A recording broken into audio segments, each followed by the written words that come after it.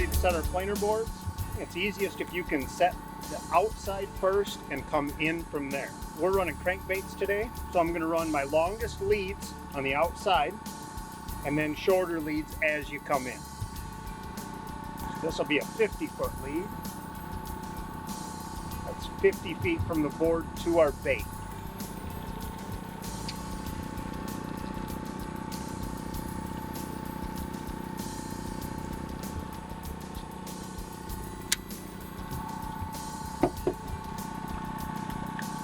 We're going to clip our mini lockjaw on, leave just a little bit of slack, get the line behind the universal clip pin, and I'm going to set it in the water.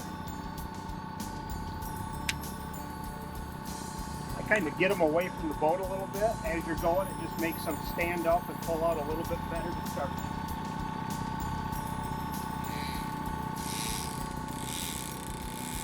Always try to let my boards out on the clicker.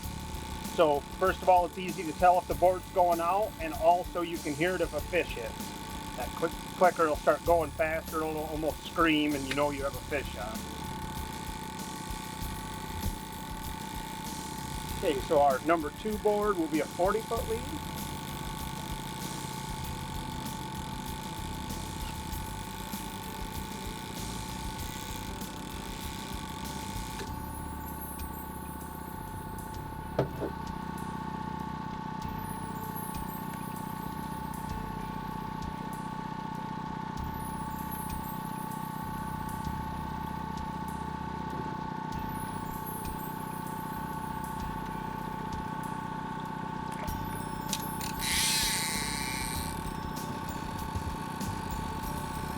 Finally, for our inside board, we'll have a 30-foot lead.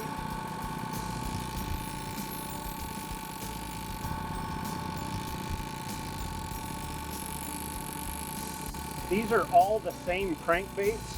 If I was running different crankbaits with different dive curves, I would run the steepest on the inside, the shallower divers on the outside.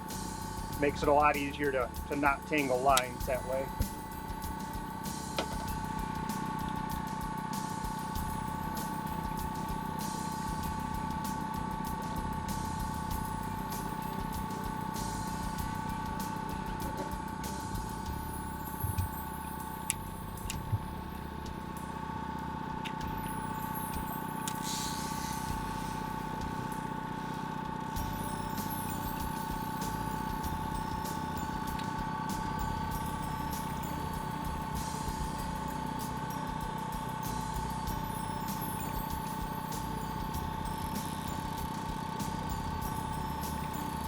So now we're starting off with the port side. And again, since we don't have anything out yet, we'll start with the outside board first, makes it the easiest. It's gonna be a 50-foot lead. That's the crankbait to the board is gonna be 50 feet. For the outside, try to run the longest leads, crankbait to your board on the outside, and then shorter leads as you come in.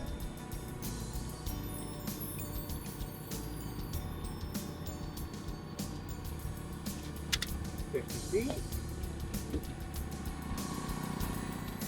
And clip your board on. I clip it right at the tip because that's 50 feet. If you're 2 feet down from the tip, that's 52. So try to get it kind of close to the tip. You know you're at your 50 feet for your lead. I get them away from the boat just a little bit. Just makes them pull out easier and kind of makes them stand up really good right from the start.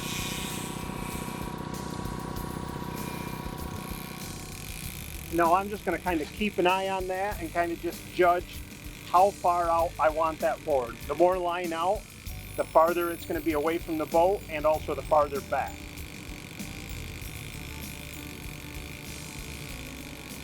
This one will be a 40-foot lead, so 40 feet from the bait to the board.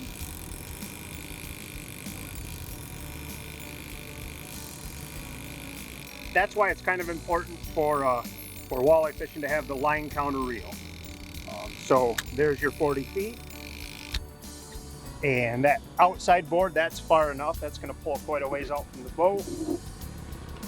There again, I'll clip it on pretty close to the rod tip.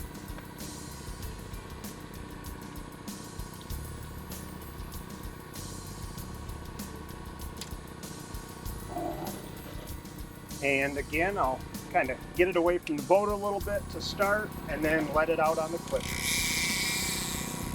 And as you're letting it out on that clicker, you can always just listen. The board is going out. So this will be a 30-foot lead.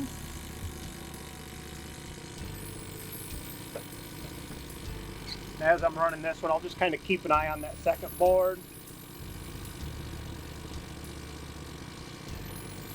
It's going to be pretty close there. Click that in, stop it, and let the board pull out to the side.